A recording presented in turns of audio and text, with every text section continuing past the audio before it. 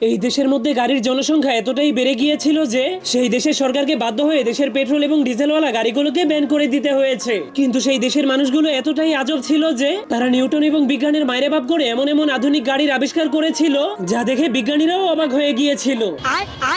এই কুকুরটা হাওয়া ভরার পাম্প দিয়ে এমন একটা গাড়ি আবিষ্কার করেছিল যার মাধ্যমে হাওয়া দিলেই তার গাড়িটা চলতে শুরু করে দিত। আর এই পালোয়ান তার গাড়ির মধ্যে ব্যায়াম করতে শুরু করে দিলেই তার গাড়িটা চলতে শুরু করে দিত। গজব। আর এই ট্যালেন্টেড কুকুরটা একটা আধুনিক জুতার গাড়ি আবিষ্কার করেছিল, কিন্তু তখনই হঠাৎ করে তার গাড়িটা অ্যাক্সিডেন্ট করার কারণে তার মাজা ভেঙে যায়। এমনকি সেই দেশের বাচ্চারাও একটা দোলনা খাওয়ার গাড়িতে চড়ে প্রতিদিন দোলনা খেতে খেতে স্কুলে যেত।